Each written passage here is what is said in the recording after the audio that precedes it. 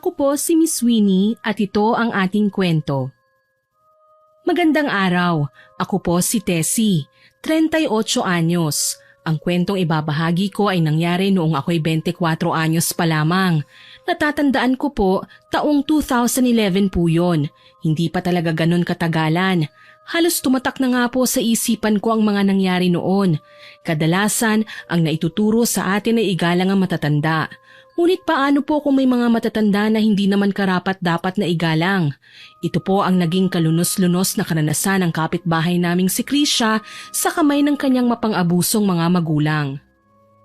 Krisha, ano? May sinaing ka na ba? Ilang beses na kitang pinagsabihan Talagang gusto mong masaktan ka na naman ha? Inay, pasensya na po. Naubos po kasi ang bigas natin eh. Sabi po ninyo, wag po akong hihingi sa inyo kaya hinintay ko na lang po na madiskubre niyong wala po akong naisalang. Walang iya ka talaga? Tatanga-tanga ka? Tonta! Paano kapag dumating ang tatay mo? Anong ipapakain natin sa kanya? Gusto mong ikaw ang ilaga ako sa kaldero, ha? Bibili po ako, inay. Pahingi po ng pera. Pera? Sa akin ka pa talaga nang hingi? Hindi ba't sinabi ko sa'yo na humanap ka ng paraan? Hindi pwedeng sa akin ka nalang aasa. Aba, ang kapal naman ng mukha mo sa lagay na yan. Hala, maghanap ka na ng may pangsasaing mo. Pero inay, malaki na po ang utang natin sa tindahan eh. Hindi ko nga po alam kung may papayag pa bang dagdagan natin ang lista sa kanila. Lintik ka talagang bata ka no? Huwag mo akong ini-stress ha. Ikaw na ang maghanap bago ka pa magulpi na naman ng tatay mo. Araw-araw ko pong naririnig ang ingay ng sigawan sa katapat na bahay namin. Palagi na lang nagbabangayan ang pamilyang nakatira doon.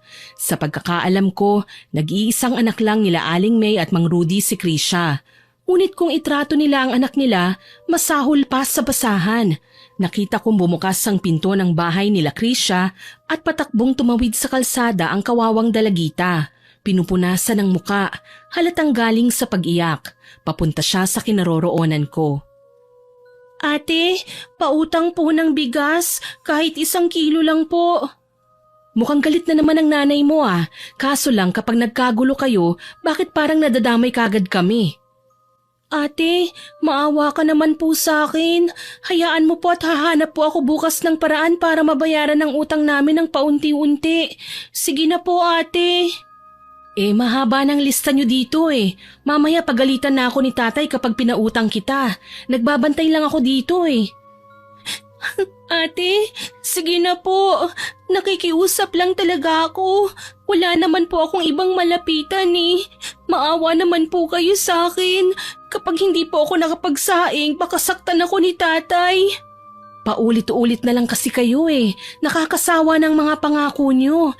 Alam mo naman siguro na may puhunan kami para makapagtinda. Hindi nyo kailangan ubusin sa utang lang.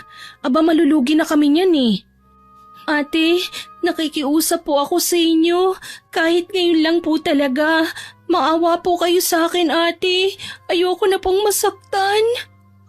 Ay, sige na nga. Pero ngayon lang to Bukas hindi na pwede.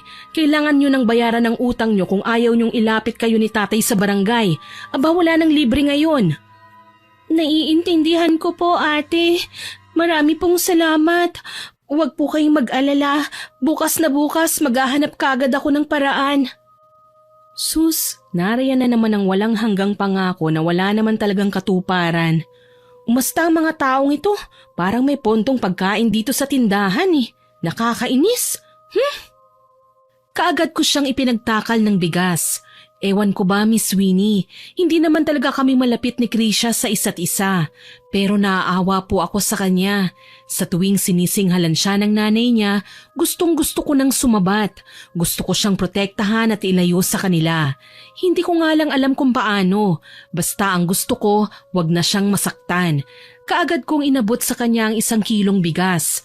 Napatalon naman siya sa gulat nang makitang palabas na ng bahay si Aling May at mukhang masama ang tingin sa kanya. Ano, Krisha? Wala pa ba? Abay lintik kang bata ka? Talaga naghahanap ka ba ng paraan para masaktan ka, ha? Nay, aray po. Masakit po. Tama na po, inay. Talagang masasaktan ka sa akin kapag babagal-bagal ka. Punyeta ka, animal! Wala ka talagang pakinabang sa buhay namin! Tama na po, inay. Nahihiya na po ako. Nagtitinginan na po tayo ng mga kapitbahay. Ikinahihiya mo yung kagagahan mo? Ako nga hindi nahihiya na nabuntis ako ng ama mo. Gusto mo iparada pa kita dito sa labas habang sinusundan ka ng palo? Ibang usapan naman po kasi yun, Inay. Kahit konting respeto lang po sana mahingi ko sa inyo. Ayos na po ako. Magaling ka ng mga tuwiran, ha? Talagang sasaktan kita dahil dyan sa pamimiloso po mo. Nay, wag! Dahil sa aking nasaksihan, hindi ko maiwasang maawa kay Krisha. Alam ko naman na wala akong karapatang makialam sa problema nila, pero sa tingin ko kasi sumusobra na ang mga magulang niya. Palagi na lang siyang sinasaktan kahit hindi na dapat. Dalagitan na po siya. Ang kailangan gawin sa mga katulad niya, yung pinagsasabihan lang sa mahinahon na paraan. Kahit minsan hindi ko po naranasan ng ganong klaseng pagmamaltrato mula kay tatay. Kinakausap lang niya ako palagi at pinapayuhan sa kaliman na nagkamali ako. Nahinto lang ako sa katitingin sa kanila nang dumating naman ang ama niyang si Mang Rudy at nakapamewang na hinarap ang kanyang mag-ina. Ano na naman ba yan, May? Ang aga-aga pa ang iingay ninyo. Gusto niyo ba ako na magwala? Aba, wag akong buwisitin mo, Rudy. Itanong mo dyan sa haliparot mong anak kung ano ang kasalanan niya. Ano, ako na naman ang sisisihin mo? Letseng buhay to, oo. Kung sana pwede ko kayong pagkaperahan mga walang ya kayo. Ano bang ginawa mo, Krisha? Bakit ganyan na naman ang timpla ng mukha ng nanay mo? Sabihin mo nga sa akin. Hindi po kasi ako nakapagsaing, Itay. Naubusan po kasi tayo ng bigas eh. O di bumili. May binigay akong 100 sa'yo kanina. Ang sabi ko sa'yo, ibili mo ng 1 kilong bigas. May pang sardinas pa nga tayong kasama dun ah. Hiningi ko po kasi kay nanay. Ipinansugal po niya. Nagbabaka sakaling lumaki. Pero natalo po yata si nanay. Hayop ka talagang babae ka, ha? Ilalaglag mo pa ako, ha? Anak ba talaga kita, ha? Peste ka sa buhay ko kahit kailan. Ah, tama na po, Inay. Alangan naman po magsinungaling ako kay tatay. Ikaw naman pala may kasalanan, May eh. Bakit mo pinansugal ang perang pambili ng bigas? Gaga ka ba? Yun na lang ang pera ko eh. Aray, Rudy! Nakakarami ka na ng pananakit sa akin, ha? Bakit ba ganyan ka? Napakasama ng ugali mo. Mahirap ba yun kung natalo sa sugal? Di mangutang na lang ulit. Ano, kakampihan mo na naman yung anak mo? At tuluyan na nga nagkasakitan maski ang mag-asawa. Sinamantala ni Krisha ang pagkakataong yun para pumasok sa bahay at magsaing. Alam kong yun ang gagawin niya dahil nakikita ko sa bukas nilang bintana. Nagkukumahog ang dalagita. Halos hindi na humihinto. Iiling-iling na tinalikuran ko ang tagpo at pumasok sa bahay. Naabutan ko noon si tatay. Kakapasok lang niya galing sa kabilang kamalig. May dala siyang garapon na sa pagkakaalam ko ay parte ng ginagamit niya sa lihim niyang trabaho. Oh, nak. Bakit lukot yung mukha mo? May nakaaway ka ba sa tindahan? Ngumiti ka naman. Sige ka, tatanda ka ng maaga niyan. Naku tay, wag niyo na po akong pansinin. Ayos lang ako. Medyo sumama lang ang tingin ko kila Aling May at Mang Rudy. Ang kapitbahay natin mga basagulero? Ha? May bago pa ba sa kanila? Lagi naman talaga silang ganyan, hindi ba? Nag-iingay kahit na may ibang tao sa paligid nila. Naaawa na po kasi ako kay Krisha tay eh. Palagi na lang siyang napagbubuhatan ng kamay. Ganyan talaga, anak. Hindi naman lahat ng magulang pare-pareho ang paraan ng pagdidisiplina. Minsan, may mga taong kung makapalo sa mga anak nila, parang wala nang limitasyon. Kaya tuloy may mga bata na nagre-rebelde. Paano po ba kasi ang tamang pagdidisiplina, itay? Depende na yun sa mga magulang, anak. Hindi kasi natin sila pwedeng pangunahan. Ang pagdidisiplina, iba-iba ang klase. Lahat kasi ng sa tingin ng mga magulang na tama ay ginagawa nila. Saka kahit ganyan ang mga magulang ni Krisha, hindi natin sila pwedeng husgahan. May sarili tayong kinakaharap na pagsubok at ito ang kailangan natin bigyan ng pansin bago ang iba. Pagpapaintindi sa akin ni tatay, tumango na lamang ako at sapilitang ngumiti. Mahina na lamang ang naririnig kong pagtatalo sa bahay nila Krisha pero hindi ko maiwasang mag-alala para sa dalagita. Kinaumagahan, nagbubukas pa lang ako ng tindahan ay natanaw ko si Krisha na papalapit sa bahay namin. Napasimangot ako sa isiping baka mangungutang na naman ang babae pero nagulat ako ng ibang sinabi niya sa akin. Magandang umaga, ate. Anong kailangan mo? Hindi na ako magpapautang ha? Ate, hindi naman po ako nagpunta dito para mangutang eh. Bigyan mo lang ako ng pagkakataong makapagpaliwanag. Ano pa ba ang kailangan mo maliban sa mangutang? Yun lang naman ang kaya mong gawin, hindi ba? Wala na kayong bago. Pare-pareho lang ang modus niyong mag-anak. Nakakainis na kayo eh. Kaya nga po ako nandito para naman makabawi, ate. Pwede po ba ako mag-apply ng trabaho sa tindahan niyo? Para naman po makabayad ako sa utang ko. Wala kasi akong perang maipambayad eh. Tatanggalan mo pa ako ng trabaho. Ako na nga ang nagbabantay dito. Wala akong maipansasahod sa'yo. Sige na ate, ito lang kasi ang nakikita kong paraan para makabayad sa utang ko. Kahit ilang araw lang, hanggang sa makaipon ako ng pambili ng isang sakong bigas. Ayoko talagang nag-aaway sina tatay at nanay. Ako na lang ang maghahanap ng pagkain namin. Alam mo, Krisha, hindi mo obligasyon na maghanap ng pagkain, okay? Karapatan mo ang irespeto, mahalin at alagaan ng mga magulang mo.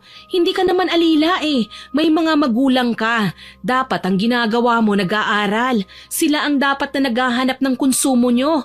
Aba, nag-iisang anak ka na nga lang eh, hindi ka pa maalagaan. Paano pa kaya nung sanggol ka lang, ano? Gusto ko lang po sanang humingi ng paumanhin sa inasal ng mga magulang ko, ate. Siguro may iniisip lang sila kaya mainit ang ulo. Mainit ka dyan. Normal bang matatawag yung sinasaktan ka ng wala namang matinong rason? Ang bait-bait mo, alam mo ba? Pero ganyan ka kung ituring nila. Naiintindihan ko po sila nanay, ate. Kaya lang naman siya galit sa akin dahil naipagbuntis niya ako dati nang hindi sinasadya eh. Ayun, ako pa mismo ang nagsilbing hadlang sa pangarap niya. Hindi pa rin sapat na dahilan yun. Basta para sa akin, masama ang mga magulang mo. Hindi sumagot sa sinabi ko si Krisha. Bagaman at hindi pa man ako pumapayag sa gusto niyang mag-apply nga ng trabaho sa tindahan namin, ay dinampot na niya ang walis at nagsimulang maglinis sa labas. Masasabi ko naman na maayos magtrabaho si Krisha kahit sa murang edad niya. Maayos at malinis ang bakuran namin, pati na ang pagkakasalansan ng mga bote ng beer na wala ng laman. Tuloy bago mag 8:00 ng umaga ay tinawag ko na si Krisha para sabayan ako na mag-agahan. Krisha, halika na, sabayan mo muna akong kumain.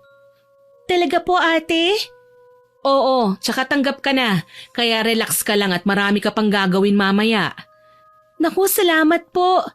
Halika na, kumain na tayo. Grabe ate, ang sarap ng ulam nyo. Pork humba sa umaga? Bakit, hindi ka ba nakakakain ng ganyan? Ano ba kadalasan ng ulam nyo? Asin po, tsaka tuyo. Minsan patis. Hindi ka ba nila pinatitikim ng masarap na pagkain? Pinatitikim naman po, kaso lang mga tirang ulam na nila. Hindi po kasi ako sinasabay nila tatay sa pagkain eh. Kung may matira po, yun po ang sa akin. Hindi ako makapaniwala sa kanyang sinabi. Literal na pang-aapi talaga ang ginagawa ng mga magulang niya sa kanya. Kaya naman hindi ko na napigilan ng magkomento. Grabe naman, hiyang-hiya naman ako sa mga magulang mo. Nag-anak pa sila tapos gaganyanin lang naman pala nila. Sana hindi ka na lang isinilang kesa naman pinahihirapan ka nila. Nakakainis. Sabi ko nga po sa sarili ko ate, na kapag kaya ko nang tumayo sa sarili kong mga paa, iiwanan ko sila, maghahanap buhay akong mag-isa. Naiinggit nga po ako sa iyo kasi mahal na mahal ka ng itay mo. Mabait si tatay, sobra. Lahat ng gusto ko suportado niya. Nasan po pala si Mang Doming? Huwag mo nang hanapin si tatay, abala sa personal na gawain yun. Tsaka kumain na siya kanina pa. Sinadya ko lang magpahuli sa pagkain para hintayin ka. Wika ko sa kanya. Hindi ko na detalyadong ikinuwento kung ano ba talaga ang totoong ginagawa ni tatay sa kabilang kamalig. Lingid sa kaalaman ng lahat, isang mambabarang ang tatay ko. Sa katunayan, marami siyang suki, mga mamamayang nagmula sa malalayong probinsya. Hindi lang napapansin ng mga tao ang lihim niyang gawain dahil si tatay ang lumalapit sa kanyang mga suki sa lugar kung saan sila magkikita. Hindi na kami pinupuntahan sa bahay namin. Alam ko pong masama ang ginagawa ni tatay, pero bago niya ginagawa ang pambabarang, tinitimbang niya muna ang kasalanan ng taong ito tsaka siya huhusga. Kapag sa tingin niya mababaw lang ang kasalanan at pwede pang humingi ng paumanhin, nagagawa naman niya ng paraan para mapagaan ang sintensya ng pambabarang na nais ng taong nagbayad sa kanila. Dito kami nagkapera, nagbukod ng puhunan. Unti-unting pinalago ni tatay ang pera sa pamamagitan ng pagtitinda ko sa aming lugar. Kami lang ang may sari-sari store noon dito. Solo namin ang mga mamimili kaya kada linggo dagdag kami ng dagdag ng stocks para hindi maubusan. Nang araw na yun, kailangan kong mamili kaya nagpa siya kong isama na si Krisha sa bayan. Sakay na kami ng jeep nang maalala kong itanong sa kanya ang mga magulang niya. Teka, ang mga magulang mo, bakit ikaw lang yata ang nasa bahay niyo? Maaga po silang umalis, ate. 3 araw silang mawawala. Pupunta sa outing ng mga kaibigan nila. Bakit hindi ka sinama? Sabi kasi ni nanay magbantay na lang daw po ako ng bahay. Grabe pala sila, no? Pati ba naman sa ganyang kasiyahan iiwan ka pa nila? Okay lang naman po yun sa akin, ate. Naiintindihan ko naman po sila eh. Basta ang sa akin lang may peace of mind ako habang wala sila. Alam mo kasi, matuto kang lumaban minsan. Hindi sa sagutan sa mga magulang mo ha, kundi sa pagdedepensa sa sarili mo. Matuto kang lumapit sa social welfare para wag ka na nilang basta-bastang sinasaktan. Ate, natatakot po ako eh. Hindi ko kayang gawin sa kanila yon.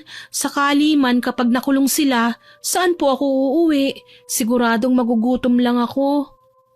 Kaya ka nga nagtatrabaho sa akin, hindi ba? Para masuportahan mo ang sarili mo. Mainam na yun kaysa sa inaapi ka lang ng mga magulang mo.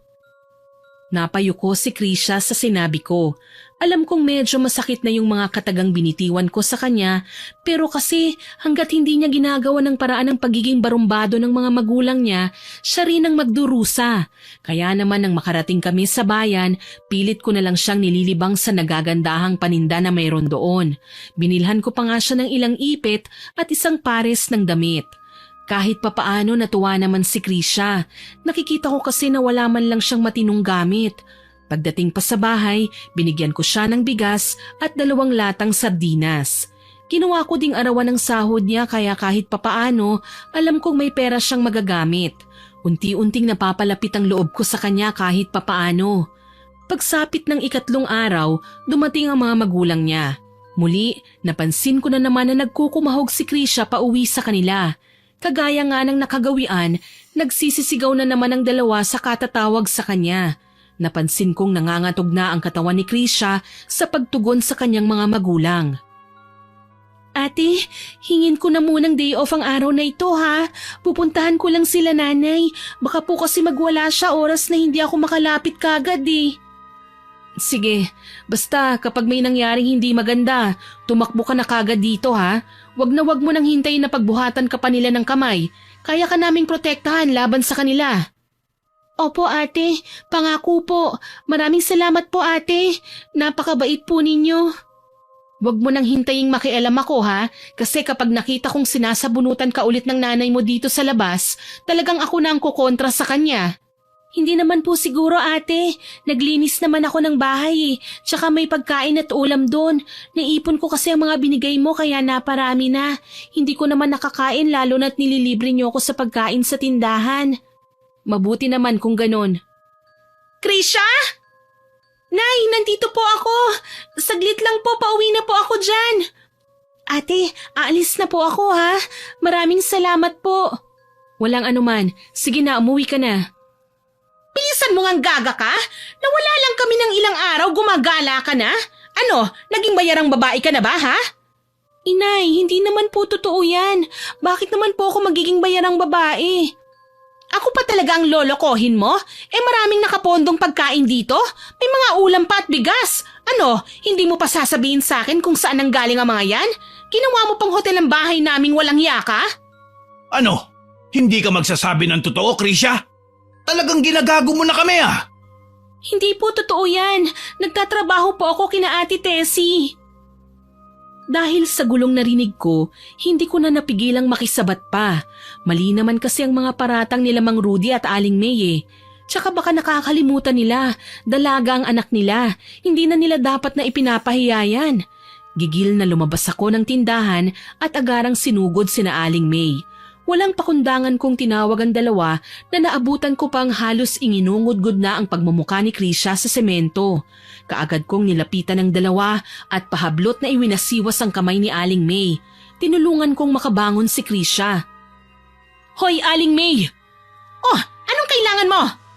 Gusto niyo ba talagang isumbong ko kayo kay chairman? Nakikita ko ang ginagawa niyo kay Krisha.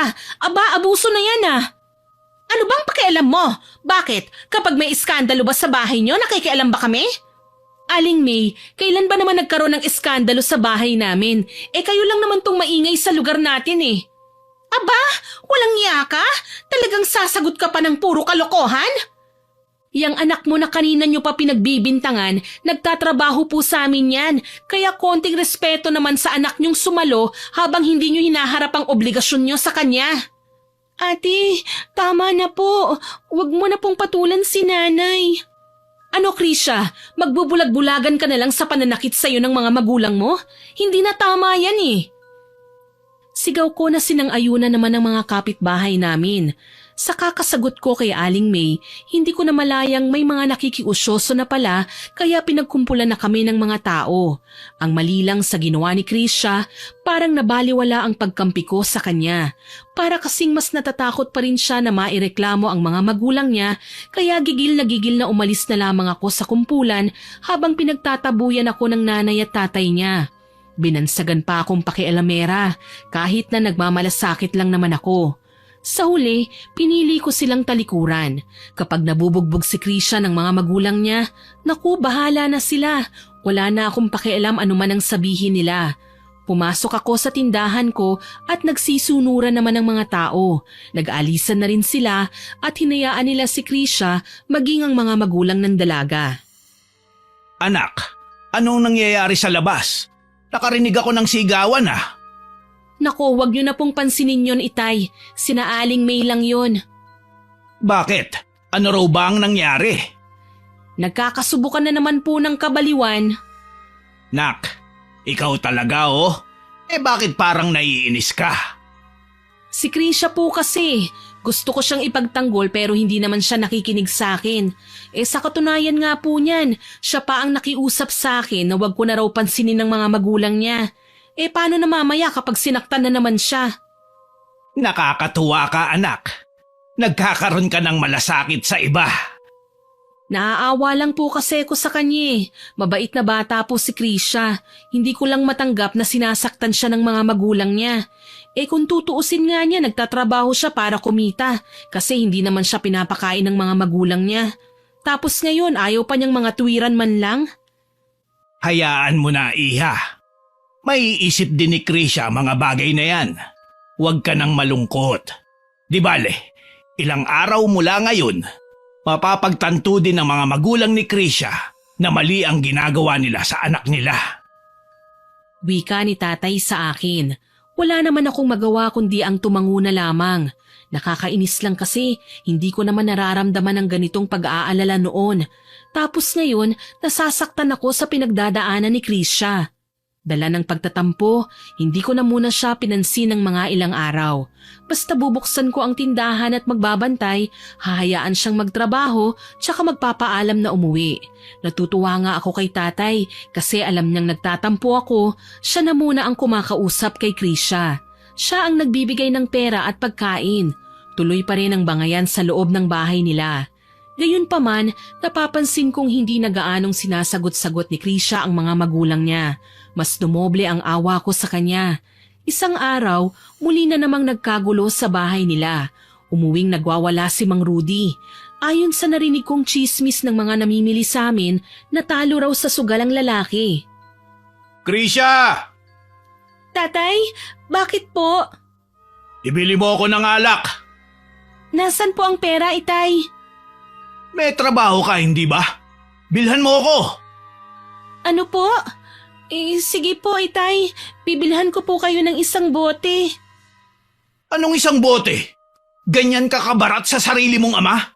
Bilhan mo ako ng 3. Pero Itay, bibili pa po ako ng ulam eh. Ayaw mo ha? Tumayo si Mang Rudy sabay lapit kay Krisha. Dahil nasa tapat lang ng tindahan namin ng bahay nila, kitang-kita ko ang sunod na ginawa ng lalaki. Malakas niyang sinampal si Krisha. Hindi man lang nakahuma ang dalagita. Nabigla siya sa ginawa ng kanyang ama, kaya ganun na lang ang panginginig ng kanyang katawan, tsaka yuko ang ulong umiskapo sa lugar na yun. Umiiyak siya nang lumapit sa tindahan para bilhin ang hinihingi ng tatay niya. Rinig na rinig ko ang boses ng tatay niya, kaya naman nagmamadali na akong tinago ang natitira pa naming alak. Isa lang ang nilabas ko para medyo makatotohanan naman na yun lang talaga ang stock namin. Ate, pabili po ng alak.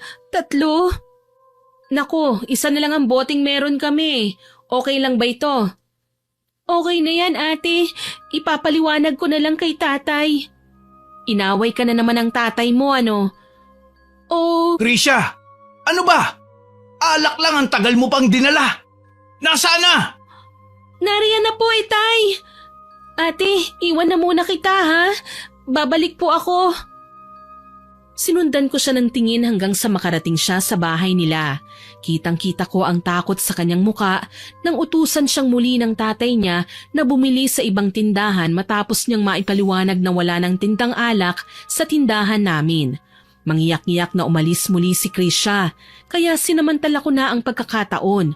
Gamit ang aking cellphone, tumawag na ako sa social welfare para ipaalam ang nangyayari kay Krisha.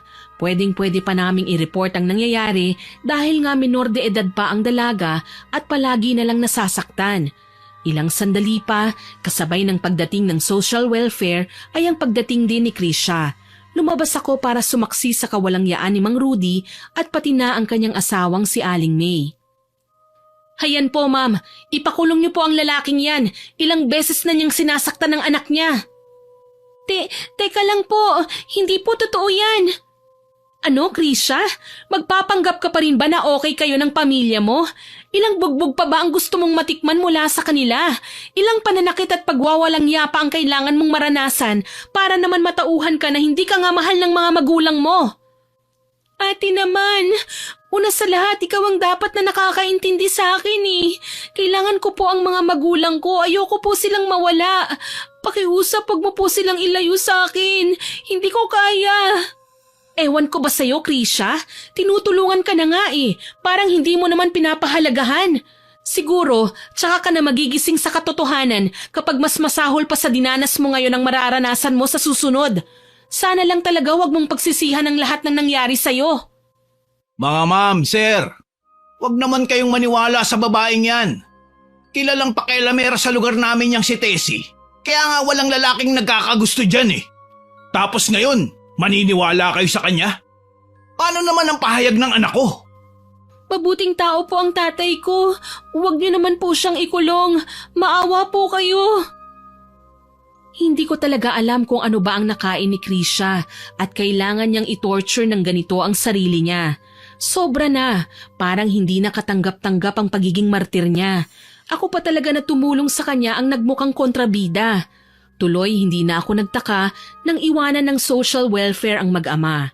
Pero syempre, binigyan sila ng warning.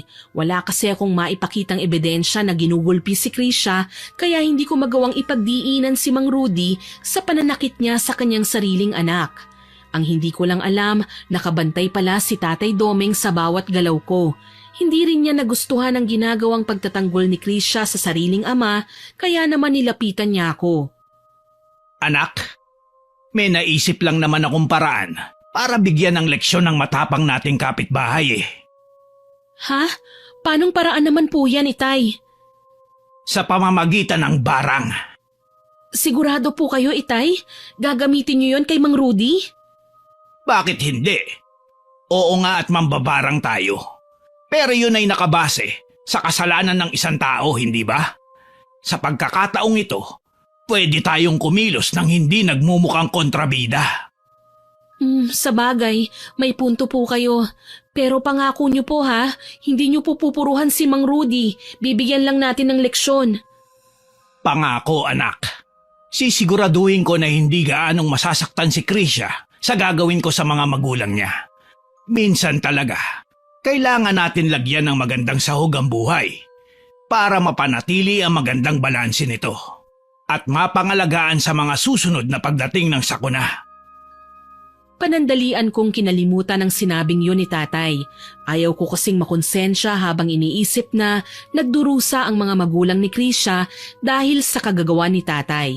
Sa akin lang naman, deserve nilang makatikim ng konting parusa. Sa ganitong paraan, alam kong magtatanda sila. Pasado 3:00 ng madaling araw nang simula ni tatay ang ritual. Hindi na bago sa akin ang ginagawa niya dahil hinahayaan naman ako ni tatay na makipanood sa ginagawa niyang orasyon. Lumuhod si tatay sa nakaayos niyang altar at nag-orasyon. Pabulong lang ang ginagawa niyang usal pero unti-unting lumalakas at nagiging malinaw. Kalaunan, napapansin ko nang umiihip ng malakas ang malamig na simoy ng hangin. Nagpatay-sindi ang mga ilaw na animoy may mga kasama na kaming hindi nakikitang nilalang sa loob ng bahay. Napayakap ako sa sarili. Hindi ko maiwasang panindigan ng balahibo.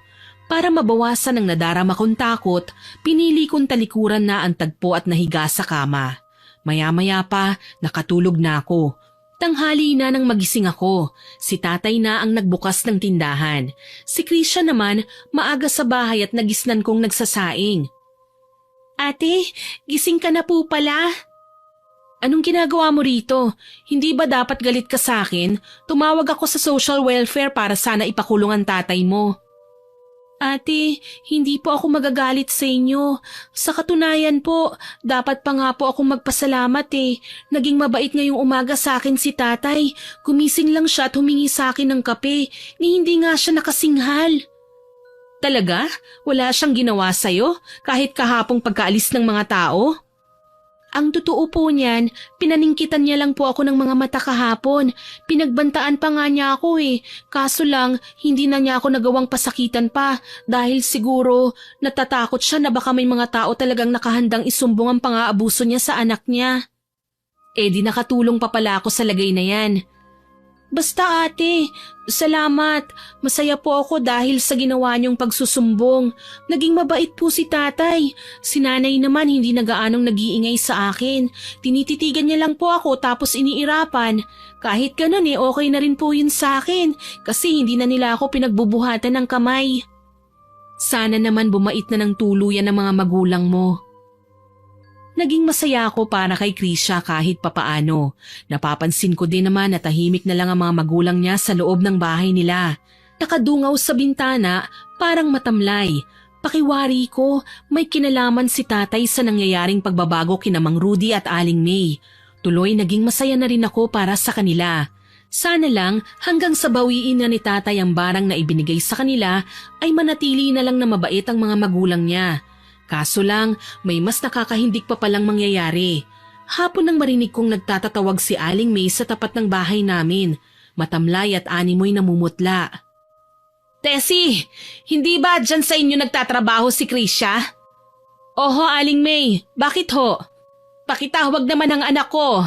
Kailangan ko ng tulong dito sa bahay eh. Bakit? Ano hubang nangyari? Si Rudy kasi, nagsuka, bumagsak sa panlalambot. Hindi ko siya kayang buhating mag-isa. Kailangan ko ng tulong. Teka lang po at tatawagin ko ang anak nyo. Krisha, halika muna dito. Kailangan ka ng nanay mo. Bakit po ate? Anong nangyari? Tatay mo raw nagsuka. Ay, sige po, pupuntahan ko po muna. Sasamahan na lang kita. Sumama nga ako kay Krisha papunta sa bahay nila. Nadatnan kong uungol-ungol si Mang Rudy, nanghihina at animoy inaapoy ng lagnat. Nagdideliryo na hindi mawari. Kaya naman gayon na lang din ang aking pagtataka. Kung nagkasakit si Mang Rudy, konektado pa kaya ito sa ginawa ni tatay kagabi? Naihiga na namin ang lalaki sa kama nang bigla na naman siyang dumuwal para sumuka. Halos masuka ko nang makitang puro kulay kalawang ang inilabas ng kanyang bibig. Amoy malansa at naaagnas. Dahil sa aking nalanghap ay hindi ko napigilang magkomento. Ano ba yan? Ang sama naman ng amoy. Amoy kinakalawang na metal ang sinuka niya. Ano ba ito? Hindi ko alam. Masakit ang tiyan ko. Hindi naman ako makapagbawas. Gusto mo po ba, Itay? Pumunta na tayo sa ospital? Ayoko. Huwag mo akong dadalhin dun. Wala akong sakit. Pero Itay, nahihirapan na po kayong kumilos eh. Ayoko nga, hindi ba? Sinabi ko nang huwag niyo akong pangungunahan. Aray! Rudy, ano ba kasi ang nangyayari sa'yo? Sabihin mo naman sa akin ng detalyado nang malaman ko kung anong gagawin ko. Itay? Kahit anong pilit nilang dalhin sa ospital si Mang Rudy, talagang ayaw nitong pumayag. Mas gusto nitong manatili na lang sa bahay habang nagpapabili ng gamot na pwedeng sasakit sa tiyan. Wala naman akong magawa kundi ang bumalik sa tindahan nang may bumibili na naman. Napilitan akong iwan sila pero pinakiramdaman ko ang bawat galaw ng mag-anak. Sunod na bumagsak ay si Aling May naman. Namumutlang nagsuka din ng ginang pagkatapos lang na makatulog si Mang Rudy. Tuloy siya naman ang inasikaso ni Krisha, ni hindi na nakabalik sa trabaho ang dalagita. Pinili niyang bantayan na muna ang may sakit niyang mga magulang, na natili naman akong nakasilip sa bahay nila Aling May. Sa ganoong tagpo ako nadatna ni Tatay Domeng. Anak, Tessie, anong ginagawa mo dyan? Pasensya na po Itay, sinisilip ko lang po si na Krisha. May sakit po kasi ang mga magulang niya eh. Ganun ba? Baka naman naapektuhan lang ng init ng panahon. Hindi ko nga po alam eh, bigla na lang bumagsak ang nanay at tatay niya. Ay nako, nakahanda na ang hapunan. Ang mabuti pa, kumain na muna tayo. Buti pa nga po, nakalimutan ko nagugutom nga pala ako. Halika na, masarap ang barbecue kapag may sausawan. Napangiti ako kahit papaano. Ibang-iba si Tatay Domeng sa mga tatay na nakilala ko. Palagi niyang iniisip ang kapakanan ko kahit na ang totoo niyan, minsan ay may katigasan ng ulo ko. Swerte na nga ako sa kanya kasi napakabait ni Tatay. Kahit nga iniwan kami ni Nanay nang dahil sa karamdaman nito, wala siyang sinabing masasakit na salita sa pamilya nito kahit literal nila kaming pinabayaan. Mahirap kasi ang buhay noon at hindi namin kayang ipa-ospital si Nanay kaya pumanaw siyang iniinda ang kanyang sakit. Bandang 11:00 ay gising pa ako at nagbabasa ng pocketbook na dati ko naman talagang nakahiligan. Magpapalit na sana ako ng pahina nang marinig ang iyakan sa katapat na bahay. Kinakris siya. Hindi mapakali, lumabas ako ng bahay namin at pinuntahan siya. Krisha, anong nangyayari sa tatay at nanay mo? Hindi ko nga po alam eh. Bigla na lang silang nagkasakit na dalawa. Sabay pa sila. Oh, napainom mo na ba sila ng gamot? Hindi pa nga po ate. Natataranta kasi ako sa pag-ungol nila eh. Teka lang, dito ka lang muna ha. Kukuha ako ng gamot sa loob ng bahay. Saglit lang. Maraming salamat po ate. Dali-dali akong tumawid pa uwi sa bahay. Hinalungkat ko ang mga lagayan ng gamot sa tindahan. Kumuha ko ng gamot at ilang magagamit namin para asikasuhin ng mga magulang niya. Si tatay naman, nagising yata sa ingay na ginawa ko. Kaya naman gayon na lang ang pagtataka niya nang mapansin ako na palabas ng bahay. Nak, gabi na. Saan ka pupunta? Uy, tay, pasensya na po kung naistorbo ko kayo. Masyado po ba akong maingay? Pupunta po kasi ako kina Krisha eh. May sakit daw po kasi ang mga magulang niya. Naisip ko lang naman na tulungan siya. Hindi normal na sakit ang nararamdaman nila, Iha. Yun ang barang na iginawad ko sa kanila. Ay, hindi ko naman alam na si Krisha pa rin pala ang maaapektuhan ng ginawa natin. Ganun po ba, Itay? Hindi ko nga rin po alam eh. Pero alam mo, Itay, bumait ang dalawa kay Krisha. Hayaan mo na at babawiin ko ang ibinigay ko sa kanila. Bantayan mo na lang. Huwag kang masyadong magpupuyat, ha? Opo, Itay. Maraming salamat po. Yun lang ang naging pag-uusap namin at kaagad na akong umalis. Bumalik ako sa kinaroroonan ni Krisha at tinulungan ko siyang asikasuhin ang kanyang mga magulang. Halos manlupaypay na si Aling May sa kanyang karamdaman. Isang araw pa lang yon pero grabe na kahirap ang kanyang paghinga. Nalaman ko na lang na may mga butil-butil na basta na lang tumubo sa katawan niya. Marami yun, hindi mabilang. Ang nakakasindak pa, napipisa ang mga ito at naglalabasan ng mga nana. Animo ketong pero mas pino, mas mabaho. Habang pinagmamasdan ko siya, kinikilabutan ako. Hindi ko na rin piniling magkomento at baka mas lalong mawala si Krisha sa focus sa pag-aasikaso ng mga magulang niya. Si Mang Rudy naman, as in humumpak bigla ang tiyan. Hindi ko na masabi kung may mga laman loob pa ang tiyan niya sa kasusuka eh. Hindi ko akalaing ganito pala katindi ang barang ni tatay. Naisip kong lapitan si Krisha at kausapin nang makatulog na ang mga magulang niya. Ang mabuti pa magpahinga ka na. Bumawi ka na ng tulog. Mainam na yun habang natutulog pa ang mga magulang mo. Sige na, mamayang umaga babalikan kita. Salamat po ate ha, ang bait mo sa akin. Okay lang yon. Sino ba naman ang magtutulungan kundi tayong dalawa lang naman, hindi ba? Basta ate, kahit hindi mo obligasyon ng bagay na ito, talagang tinulungan mo pa rin ako. Sige na, kailangan ko nang umuwi eh. Isara mong mabuti ang bahay niyo ha? Opo ate. Umuwi na nga ako at isinara na rin ang sariling pinto. Habang nakahiga sa kama, hindi ko maiwasang mapailing. Ano kaya ang magiging reaksyon ni Krisha kapag nalaman niya ang dahilan ng pagkakasakit ng mga magulang niya ay si tatay mismo? Buti na lang talaga, magaling magtago ng lihim si tatay. Pati ang ginawa niyang pambabarang sa mga magulang ni Krisha ay nagawa niyang itago sa kwarto niya. Kinaumagahan, ayon sa pagbabalita ni Krisha, bumuti na ang pakiramdam ng mga magulang niya. Nahihimbing sila ngayon kaya naman labis na rin ang pagpapasalamat ni Krisha. O paano, papasok ka na ngayon sa tindahan? Opo ate, para naman makabili na ako ng bigas mamaya. Mukhang nahiyang ka na sa trabaho mo ah. Magaan lang naman po ang trabaho natin eh. Tapos arawan pa ang sahod. Mabait pa ang amo ko. Naku, ikaw talaga. Masyado mo na akong binobolan yan eh. Naku, hindi po ah. Nagsasabi po ako ng totoo. Swerte po ako sa inyo. O siya, magtrabaho na tayo ng makarami.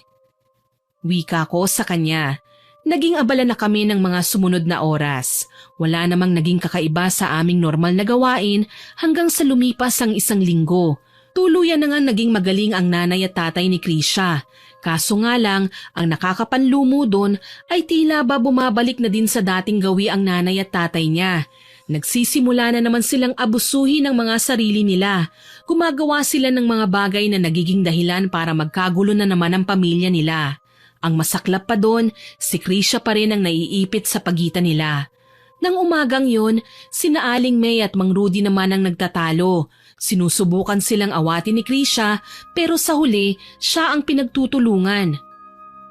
Kung hindi ka ba naman buwisit, Rudy, bakit kailangan mong igugol yung oras mo sa pag-inom? Ano, hindi ka na ba talaga magsasawa dyan? Ano bang pakialam mo, May? Bakit? Sa tuwing nagsusugal ka ba, nakikialam ako? Hindi naman ah. Palibhasa, masyado ka mapagkontrol. Gusto mo ikaw ang palaging nasusunod. Gusto mo ikaw ang amo. Bakit? May nagawa ka ba para sa pamilya natin? Ako, oo, nagsusugal ako. Kahit may talo, may panalo naman. Nadadagdagan ng pera ko. Ikaw, wala kang silbi. Inay, tay, tama na po. Huwag na po kayong mag-away. Tumahimik ka dyan, Krisha. Tatamaan ka sa akin eh. Ayoko lang naman po na nagkakasakitan at nag-aaway kayo eh. Tama na po. Bakit? Ano bang gusto mo? Ikaw ang puruhan ko? Total naman, nagmana ka dyan sa nanay mo. Pareho kayong walang alam na gawin sa buhay, kundi ang umasa lang sa akin. Mga palamunin kayo! Gago ka pala eh. Ano bang trabaho mo para magmalaki ka ng ganyan? Sira ulo ka! Nagsimulang magkasakitan ng nanay at tatay ni Krisha. Unang nanampal si Aling May kaya nagdilim ang paningin ni Mang Rudy. Bigla niyang pinaigkas ang kanyang kamao na dapat sana ay tatama kay Aling May. Pero humarang si Krisha sa takot na baka mabugbog ang nanay niya. Malakas ang suntok na yun, kaya naman ang tumama ito sa likod ni Krisha, nakarinig siya ng animo na basag na buto. Napaungol sa sakit ang dalagita. Si Aling May naman walang pakundangang itinulak ang anak kaya natumba ang babae sa sahig. Gaga ka? Bakit pa kasi haharang-harang ka? Ayoko lang po kasing makitang sinasaktan kayo ni Tatay, Inay. Kaya ako po hinarang ang sarili ko. Ikaw naman, Rudy. Ganyan ka ba kaduwag at talagang sasaktan mo na naman ako? Hayop ka? Pareho kayong gaga ng anak mo. Mga wala kayong kwenta! Ikaw ang walang kwenta. Uuwi ka lang dito kapag matutulog. Matatawag pa bang pamilya ang mga taong nakatira dito? Sana umuwi ka na lang sa mga magulang mo kung ayaw mo naman pala ng obligasyon. At uuwi na rin ako sa mga magulang ko. Nay, paano naman po ako? May iwan ka dito. Malaki ka na. Kaya mo nang buhayin ng sarili mo. Lahat ng sinabi ng mag-asawa ay rinig na rinig ko, maging ang pag-ungol sa sakit ni Krisha. Hindi ko na nga mapigilan ng matinding awa sa kanya nang makitang sapo niya ang balikat habang patakbong lumapit sa tindahan. Hilam sa luha ang kanyang mga mata. Tuloy kahit naiinis ako sa ginagawa niyang pagpapakamartir, hindi ko maiwasang mapagsabihan ng hindi maganda ang mga magulang niya. Wala din talagang utang na loob ang mga magulang mo, no? Pagkatapos mong alagaan ng magkasakit, asikasuhin ang konsumo nyo, kahit sila naman dapat ang gumagawa nun, talagang iiwan ka pa nila? Ipamumuka talaga nila sa'yo na hindi ka nila kailangan. Napakasama nila. Gusto ko lang naman po na magkaroon ng masaya at buong pamilya, ate. Hindi ko po alam kung bakit mahirap itong gawin para sa kanila. Hindi ko na sila magawa pang pagsamahin dahil galit sila sa isa't isa eh. Tama na nga muna yung kaiiyak mo. Naiirita na ako eh. Hindi kita kayang tignan sa ganyang sitwasyon. Ako ang nasasaktan eh. Halika nga muna rito. Kailangan mong magamot eh. Salamat po ate. Hindi mo ako pinababayaan kahit may katigasan na ang ulo ko. Ayoko lang kasing mabuhay nang walang natatawag na nanay at tatay.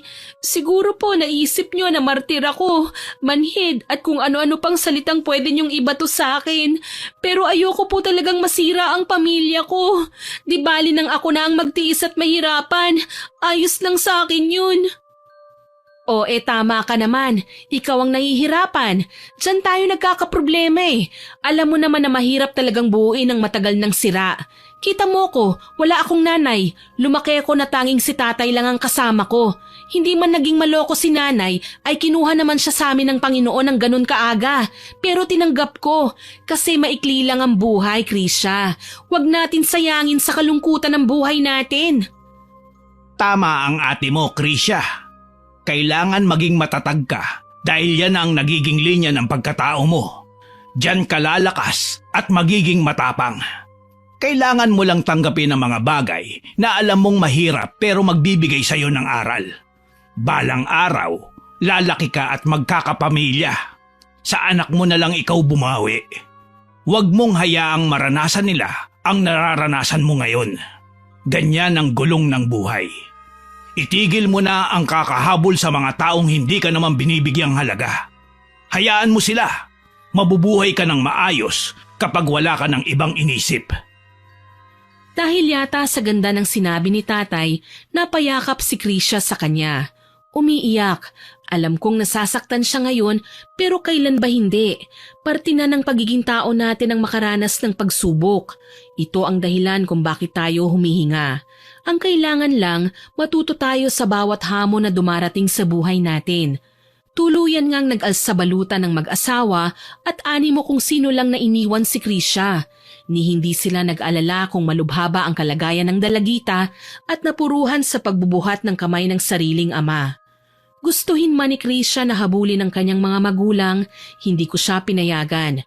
Nahirapan na kasi siyang gumalaw, dala ng pamamaga sa parting likod niya kung saan siya tinamaan ng suntok ni Mang Rudy. Para na rin maasikaso ko siya, sa bahay namin naglagi si Krisha. Habang natutulog ang dalaga, kinausap ako ni tatay. May mga magulang talaga na hindi marunong maawa sa kanilang mga anak, ano? Mga magulang na walang ibang pinagmamalasakitan, kundi ang mga sarili lang nila. Tama po kayo, tatay. Ano kaya ang mabuting gawin para sa mga taong ganyan? Siguro dapat natin silang gantihan. Bigyan natin sila ng leksyon nang matuto naman sila. Sumusobra na kasi sila eh. Tama ka, anak. Ang mga magulang na ganyan kung umasta sa mga anak, Dapat talagang saktan at gantihan. Tutal, tulog naman si Krisha. Bakit hindi ka manguha ng mahalagang bagay sa loob ng bahay nila para magamit natin? Kagaya po ng... Larawan, mga sulat kamay, mga laway o buhok.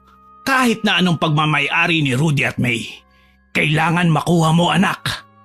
Tay, baka po magkamali ako. Paano na lang kapag yung gamit pala ni Krisha ang makuha ko?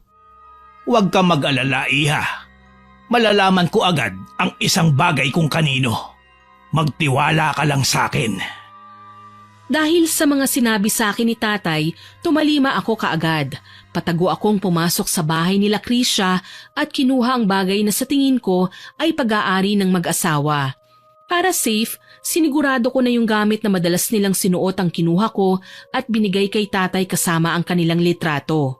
Natuwa naman si tatay at kaagad na isinagawa ang orasyon. Naging maingat siya sa pagkilos. Mahina lang din ang boses para walang sino man ang makarinig sa gagawin niya. Tay, dito na lang po muna ako sa sala. Mabuti pa nga, Iha. Nang makapagpahinga ka naman, ako na ang bahala rito. Tawagin niyo na lang po ako sakali man na may kailangan po kayo. Huwag kang mag-alala. Okay na to. Di bale, bibilisan ko lang para hindi naman gaanong gahol tayo sa oras. Tinalikuran ko na si tatay at sinimulan na niya ang ginagawa. Halos mabingi ako sa katahimikan hanggang sa magsalita siya ng mga katagang hindi ko naman kabisado. Mga katagang halos magpadugo sa aking ilong sa pagnanais na makaintindi. Mga katagang tila ba sumpa na nagkakaroon ng buhay at dahan-dahang gumagapang papunta sa isinumpa. Kalaunan, nakatulog ako sa sofa. Nagising ako sa mga yugyog na gawa ni Krisha. Nasilaw pa ako ng dumilat at mapagtantong mataas na pala ang sikat ng araw. Ate, bakit dito ka natulog? Wala ka pang kumot. Buti na lang hindi ka pinapak ng lamok. Hindi ko alam na nakatulog pala ako dito eh. Ano, kamusta na ang pakiramdam mo? Masakit pa rin ang balikat ko, ate. Pero kaninang madaling araw, ginising po ako ni Tatay Domeng. Tinapalan niya ng halamang gamot ang namamaga kong likod. Hindi ko nga po alam na manggagamot pala siya eh. Ang sarap maging tatay ni Tatay Domeng, ate. Parang tunay na anak niya ako kung mag-alala siya sa akin. At parang tunay na rin kitang kapatid. Kaya magpakabait ka at aalagaan ka namin. Ate, ano po bang nagawa kong kabutihan sa mundo at ganyan kayo kabuti sa akin? Nakakaiyak tuloy. Hay nako, kapatid ang turing ko sa'yo. Kaya naman gagawin ko ang lahat, manatili ka lang ligtas at maayos, ha? Maraming salamat, ate. Hindi ko akalaing magkakaroon ako ng kakampi na kagaya mo. O paano, nag-almusal ka na ba? Halika na, sabay na tayo. Naging maayos ang buong araw namin ni Krisha. Para na rin siyang naging malaya sa bangungot ng pang-aabuso ng kanyang mga magulang. Kahit papaano, naging masaya na rin ako para sa kanya. Mahirap man pero alam kong magiging okay din ang lahat pagdating ng araw. Lumipas ang maraming araw na gano'n ang ginagawa namin ni Krisha. Gigising sa umaga at magkasabay nakakain, salitan sa pagliligo at magkasamang magtitinda. Kahit papaano napalago ko ng husto ang aking tindahan at nakapag-ipon pa ng pera si Krisha. Si tatay naman sa normal niya lang na trabaho. Saglit akong umalis para mamili ng mga kulang naming stock sa tindahan kaya kay Krisha ko na muna pinabantayan si tatay. Mabilis lang naman akong nakapamili. Pagkatapos ay pumara ng jeep para umuwi. Nagulat ako nang habang umuusad ang jeep ay isang hindi nakikilalang babae ang basta na lang nangalabit sa akin. Tessie, kumusta? Aling May? Ikaw ba yan? Oo, Tessie. Ako nga. Kumusta ka na? Kumusta na kayo sa lugar natin? Grabe, mga 1 buwan din akong hindi napagawi doon ah. Ayos lang naman po kami. Sa amin nga nakatira ngayon si Krisha eh. Kasi iniwan niyo siya. Buti na nga lang hindi niya kayo nireklamo, no? May rason ako kung bakit namin siya nagawang iwan. Rason? Anong klaseng mga magulang kayo? Sinaktan niyo ang anak niyo at inabandona. Kung tutuusin, kayang-kaya niya kayong kasuhan. Kaso lang hindi niya ginawa. Ewan ko ba kung bakit hindi niya ginawa eh. Kahit nilapastangan niyo na siya, aba awang-awa pa rin siya sa inyo. Huwag mo naman akong taasan ng boses mo, Tessie. Pinapahiya mo ako niyan sa mga tao eh. Hiya?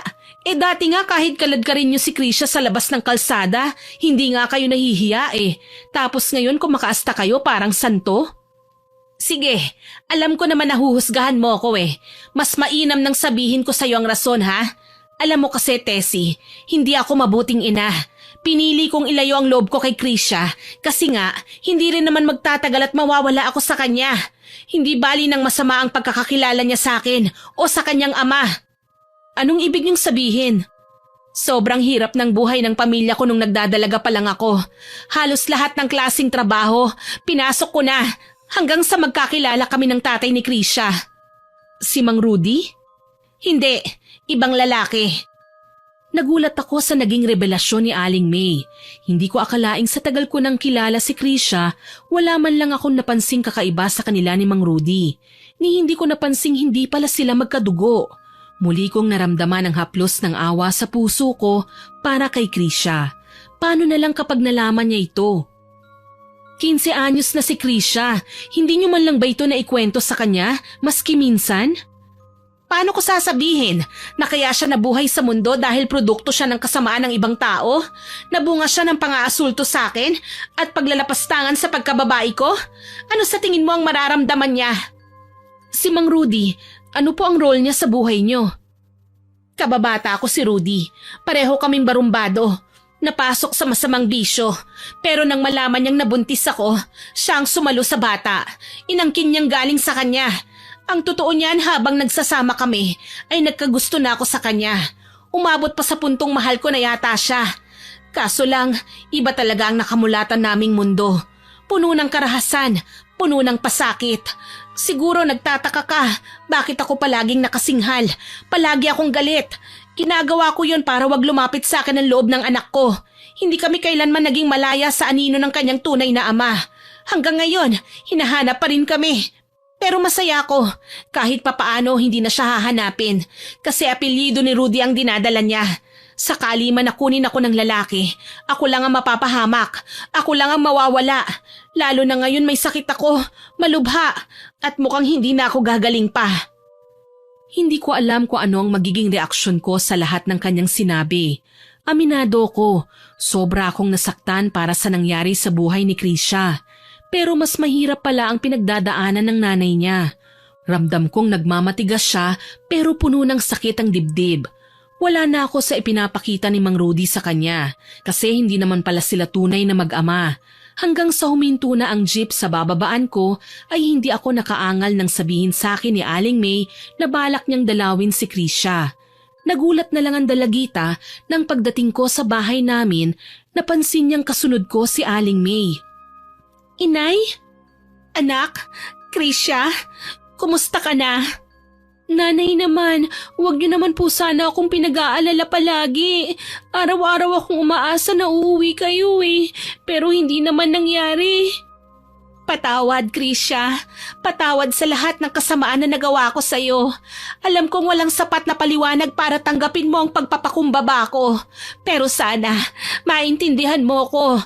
Lahat ng ginagawa ko may rason. Hindi na po mahalaga yun sa akin, Inay. Ang mahalaga po, nandito ka na. Magkakasama na tayong muli. Hindi na tayo magkakahiwalay pa. Hindi pa ako sigurado sa bagay na yan, anak. Alam mo naman siguro, marami akong tinatago sa'yo na mas mabuti ng manatiling lihim kesa naman sa malaman mo pa. Saglit na napaupo si Aling May sa upuan sa labas. Nanghina ang ginang at kaagad na tinanggal ang suot niyang damit na mahaba ang manggas. Nagulat ako at nangilabot nang makita ang malalaking sugat niya sa buong katawan. Tila ba naaagnas na siya ng buhay. Anong nangyari sa inyo, Aling May? Nakakatakot naman yan. Ito yung karamdaman ko nung minsang magkasakit kami ng sabay ni Rudy. Bumalik lang nang iwan namin si Krisha at mas lalo pang lumala. Ano? Pinatingnan ko na sa doktor ito eh. Ang sabi, cancer daw sa balat. Hindi na maaagapan dahil stage 4 na. Sobrang lala na raw kung tutuusin. Nanay naman, bakit ngayon niyo lang po sinabi yan? Bakit hindi niyo pinaalam sa akin ng mas maaga? Para po sana naasikaso ko man lang kayo. Pasensya na anak, hindi ko kayang sabihin sa'yo kasi… Nay, hindi naman po mahalaga sa akin ang paliwanag niyo eh. Ang sa akin lang, makasama ko kayo ni tatay, okay na ako doon. Huwag mo nang asahan ang tatay mo ha. Malubha na siya ngayon. Halos hindi na makahinga. Ayon sa doktor, may taning na rin ang buhay niya. Ano po bang nangyari kay Mang Rudy? Nagkasakit din kagaya ko. Mas nauna lang na naging malubha ang kalagayan niya. Bakit po ganun? Bakit nangyayari sa amin ang mga bagay na ito? Siguro, dahil sa ginawa namin sa iyo anak, hindi kami naging mabuting mga magulang. Palagi ka namin na pagbubuhatan ng kamay. Alam kong mahihirapan na nating ibalik ang dati. Pero anong magagawa natin? Tatanggapin namin ang parusang ito. Dahil ito naman talaga ang dapat. Halos hindi ko na marinig ang sarili kong hikbi nang magkasundo silang magsasama ulit sa iisang bubong. Ang balak pa ni Aling May, sunduin si Mang Rudy para bumalik na sila sa bahay nila. Aniya, hanggang sa huling hininga, gusto niyang makasama ang mga taong mahal na mahal niya. Nagpaalam naman sa akin si Krisha at sinabing uuwi sila sa katapat na bahay para magsimula ulit. May sapat naman siyang naipon para sa ilang buwan nilang konsumo. Kailangan lang nilang magpakatatag. Ate, ayos lang po ba kung bumalik na muna kami ni nanay sa bahay namin? Gusto ko pong makasama ang mga magulang ko habang narito pa sila sa mundo. Oo naman, pumapayag ako. Basta palagi mong tatandaan na naririto lang ako lagi para sa'yo. Maraming salamat sa pag-aalaga mo sa anak ko. Habang wala kami ha, Tessie, tatanawin ko itong isang malaking utang na loob. Maraming salamat. Pasensya na rin sa mga nagawa ko dati. Wala po yun, Aling May. Ang mahalaga po ngayon, magkasundo na kayo ng anak nyo. Mahal na mahal po kayo niyan eh. Pati nga sa pagkain, nababanggit pa ang pangalan nyo. Kesyo hindi pa kayo nakakatikim ng pagkain ganito, ng ganun. Nakukonsensya po kasi ko dahil nakakakain ako ng masarap na pagkain, pero yung nanay at tatay ko hindi man lang nakatikim. Di bale, Krisha, sa linggo mamimili tayo ng recados. Ipagluluto natin ng masarap na putahe ang mga magulang mo. Okay ba yon? Naku, payag na payag po ako. Siyempre kukunin ko rin po si tatay. Napangiti na lang ako sa tinura ni Krisha. Natuloy nga ang pagluluto namin para sa kanyang mga magulang. Sa katunayan, nakauwi rin ng bahay si Mang Rudy pero kagaya ni Aling May, payat na din at walang sigla si Mang Rudy. Tila ba namumutla at halos nahihirapan na ring huminga. Hindi ko nga alam kung maaawa ba ako sa kanya o hindi eh. Kasi ang alam ko lang, kilala na talagang barumbado noon pa si Mang Rudy. Walang nakakaalam kung talaga bang magbabago siya o hindi. Dito po tayo, Itay. Maupo po kayo. Susubuan ko po kayo, ha? Iya, hindi ko na kayang umuya. Baka naman pwedeng ibang pagkain na lang. Yung lugaw, gusto ko yun. Masarap. Baka naman po tumatakas lang kayo sa pagkain, Itay. Mas masarap kainin ng kanin kasi madali po niyong mababawi ang inyong lakas. Hayaan mo na anak. Sumasakit kasi ang lalamunan ko talaga eh. Ganito na lang. Medyo lambutan mo na lang ang ulam ha? Sige po, Itay. Aasikasuhin ko po. Iinitin ko ulit para medyo mabawasan ang katigasan ng karne. Bakit ba hindi natin ginawa to noon? Napakagaan pala sa pakiramdam. Ang mabait at palaging nakangiti ano? Ayos lang po yan, Itay. May oras pa naman po para magkasama tayo eh. Tsaka nandito ako, hindi ko po kayo iiwan. Tama ang sinabi ng anak mo, Rudy. Hayaan mo na. Babawi tayo ngayon. Lahat ng pagkukulang natin sa kanya noon, pupunuan natin ngayon. Alam kong marami pa tayong hahabuling pagkakataon. Mahal na mahal ko kayong dalawa. Kung alam nyo lang, hindi na ako papayag na mahiwalay pa sa inyong dalawa. Sana, naging mabait na ako noon pa man. Para naman hindi tayo gaanong magahol sa oras. Ako naman po, aalagaan ko kayo hanggang sa gumaling kayo. Tsaka wag niyo na pong isipin ang oras, Itay, Inay. Hindi po natutulog ang Diyos. Alam kong pagbibigyan niya ang hiling natin. Magbabago na kami, anak.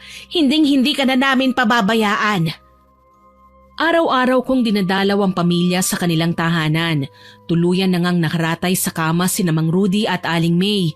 Humpak na ang kanilang mga pisngi at animo wala ng laman ang kanilang mga katawan. Puro butot balat na lamang kung susuriin. Minsan, naitanong ko kay Krisha kung hindi ba umiiyak sa sakit ang mga magulang niya tuwing gabi. Hindi naman ate, pakiramdam ko kasi iniiwasan nilang makita ko na nasasaktan sila. Kasi kapag hindi na ako nakaharap sa kanila, naririnig ko ang sisihan at ungulan nila na sobrang nagbibigay sa akin ng awa gabi-gabi. Ikaw, kumusta ka na ba? Nag-aalala po ako para sa kanila eh. Sana lang talaga gumaling na sila ate. Hindi ko kasi kakayanin kapag nawala na sila sa akin eh. Alam ko naman po na nahihirapan na sila. Pero sana kahit konting tiis pa hanggang sa makahanap ako ng gamot para sa kanila. Ang bait mong anak, Krisha. Pagpalain ka sana. Alam ko pakikinggan ka ng Panginoon sa bawat hilingin mo. Kayo po ang tunay na mabait, ate. Alam niyo po ba kung bakit? Kasi kayo po ang palaging tumutulong sa akin sa tuwing nangangailangan ako. Alam mo dati, naiinis ako kapag tumatawag na sa'yo ang nanay mo. Para naman kasing wala siyang magandang idudulot sa'yo, kundi sakit sa puso lang. Pero nang magkausap kami ng nanay mo sa jeep, nakilala ko siya. Nalaman ko ang pagkatao niya. Mabuting tawang nanay mo, Krisha. Naging malupit lang siya sa'yo dahil sa mga bagay na minsan na ring sumira sa buhay niya. Pero ang mga tao kasi, kahit anong bigat ang nararamdaman, wala naman niyang ibang dapat na gawin kundi ang magkaintindihan, hindi ba? Mahalin mo ang nanay at tatay mo, Krisha. Sila na lang ang meron ka. Sana wag mong sayangin yun. Naiintindihan ko po kayo, ate. Tara po, silipin natin si nanay.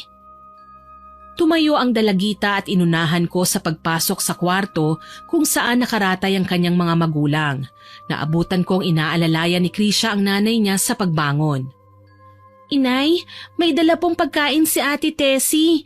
Halika, kumain po kayo ni Itay. Kumain na po kayo, Aling May.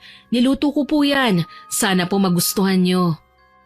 Inay, bakit po kayo umiiyak? Naaalala ko lang ang mga kagaguhan namin noon, anak. Sobrang nahihiya kami sa iyo ngayon eh. Hindi na nga mabilang ang perwisyo na ginawa namin sa iyo pero heto pa rin kayo ngayon. Inay, tama na po ang pagsisisi. Tapos na po yun. Maraming salamat, anak. Napakabuti mo. Nagyakapan ng mag-ina ngunit ako ang hindi makatiis sa nangyayari sa kanila. Pumapatak ang luha na iniwan ko sandali sina Krisha at Aling May, pinuntahan ko si Tatay Domeng sa kabilang kamalig. O anak, anong nangyari sa'yo? Bakit ka umiiyak? Tay, baka naman po pwede natin silang tulungan. Naaawa na po kasi ko sa kanila eh. Tama na ang karma na binigay natin.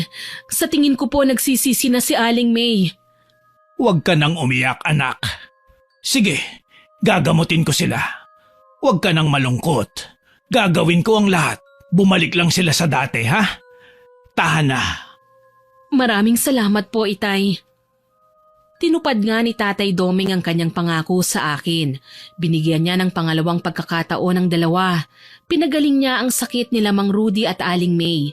Nang mga panahong yun kasi, halos maratay na sa kama sina Aling May. Nalagas ang buhok at namamaho na ang katawan. Mistula nga silang monumento kung silipin ng mga tao eh. Kasi may halong pangungutya at kung ano-anong salita ang binibitiwan sa kanila. Hindi naman sumuko sina Aling May. Nagpatuloy sila sa gamutan. Hindi nila alam na maski si tatay may kinalaman sa pagkakalugmok nila. Gayunpaman, alam kong tuluyan na ngang bubuti ang kalagayan nila. Pumapasok na sa high school si Krisha. Si Aling May naman, gumagawa ng kakanin sa harapan ng tindahan nila. Si Mang Rudy naman, swerteng nakapasok ng trabaho sa tulong ni Chairman. Naging maayos ang buhay nila. Ate, maraming salamat sa tulong at pagmamahal na binigay mo sa amin ha.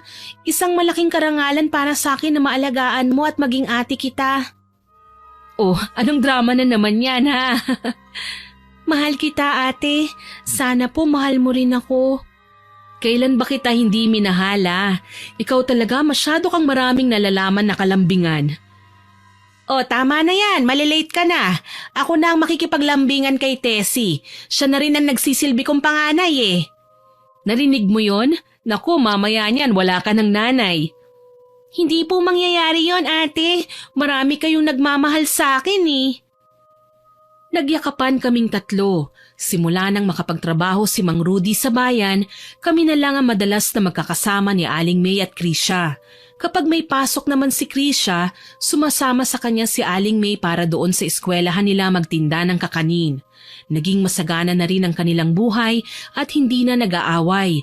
Si Tatay Doming naman nagpatuloy sa kanyang ginagawa, nagbibigay ng karma sa mga taong pasaway at matitigas ang ulo. Gayunpaman, kahit hindi siya ang Panginoon, alam kong naging instrumento din naman siya. Kahit papaano may mga taong nagsisisi sa kanilang mga nagawang kasalanan. Hay nako, nahahawa na ako sa pagiging madrama niyo ah. Hayan, maiiyak na naman ako niyan eh. O siya, magsialis na kayo. Baka abutan kayo ng traffic sa daan eh. Basta mamaya, huwag niyong kalilimutan na dumaan dito ha. Kaarawan ni tatay, isurprise naman natin siya. Sige, kami nang bahala, iha. Aalis na kami. Ate, aalis na kami ha. Ingat ka. Kayo ang mag-iingat, babiyahe pa kayo. Kinawayan ko ang mag-ina at pinagpatuloy na ang pagdidisplay ng mga paninda. Wala nang igagaan pa ang loob ko simula nang magkaayos na ang mga kapitbahay ko. Sa ngayon 29 anyos na si Krisha. May sarili ng bahay at lupang nabili sa tabi naman ng tahanan namin. Nagawa niyang iangat ang pamilya niya sa hirap. Isa siyang manager sa bangko at may sarili ng kotse. Wala siyang asawa. Aniya wala pa sa isip niya ang lumagay sa tahimik. Buwanan kong mag-family trip ang tatlo na ikinatuwa naman namin ng aking tatay. Ako nga pala ay may pamilya na at may 2 anak na puro inaanak ni Krisha. Nagpapasalamat ako sa Panginoon na sa dami ng binigay niyang grasya sa amin ng aking ama, isa si Krisha sa nagpagising sa amin na walang puwang sa mundo ang magtanim ng sama ng loob sa kapwa. Kaduguman natin sila o hindi. Makapangyarihan ng pag-ibig. Dito natin nakukuhang magpatawad at magbigay ng ikalawang pagkakataon sa mga mahal natin sa buhay na minsan nang nalihis ng daan. Hanggang dito na lamang po. More power po sa inyong channel at God bless. Naway kapulutan po ninyo ng aral ang aking ibinahaging kwento. Pero bago ko po tapusin ito, gusto ko pong mag-shoutout sa mga masusugid nating tagapakinig. Shoutout po kina Sir Marty Moran from Tanay Rizal na lagi daw pong nakikinig sa ating mga kwento. Sir Rason Yao from Kuwait, kay Vampire o I Love Traveled, kay Luga Abigail from Baclayon, Bukidnon, kay Elgin TV Vlog na laging nagko-comment sa mga stories natin, kay Miss Mercy Smile na nag-comment sa kinatatakutang kapitbahay upload na ang ganda raw po ng pagdi-deliver ng taga-kwento at mga nagdrama ng ating kwento. Salamat po ma'am at nagustuhan nyo. Kay Matt Sarol na laging nagsasabing ang gaganda po ng stories natin. Kay Miss Vivian Beterbonia at Ma'am Petronila Balyelos na lagi pong nag-heart sa mga upload natin. Kay Ma'am Angelina Ignacio, kay Sir John Lawrence Recañas at kay Sir Peter Monton. Sir Vincent Kayabyab na nag-comment po sa Ginahasang Tindera upload na gusto raw po niya ang kwentong ito at detalyado raw po ang story sa simula hanggang wakas. Wala daw po talagang nagwawaging kasamaan. Salamat po sa pagko-comment, sir. Shoutout din po kina Sir Melchor Dacula, Ma'am Lynette Reparado, kay Miss Isa Nix o Pilyang Sweet 26 na nag-comment sa Inggitera na kapitbahay upload na new hobby daw po niya ang makinig sa mga stories sa channel na ito. Thank you po ma'am. Kay Normski 25 na taga Negros Occidental at nag-comment na hindi raw po kumpleto ang araw niya pag hindi nakikinig ng mga stories natin. Salamat po. At kay Ma'am Marisil Makababad at kay Ma'am Let Sakay. Salamat po sa lahat ng nag-like, share at comment sa mga upload natin. Sisikapin ko pong ma-shoutout ang iba pa nating listeners na nagpapa-shoutout po sa mga susunod kong upload. Muli, ako po si Miss Winnie na nagpapasalamat sa inyong pakikinig.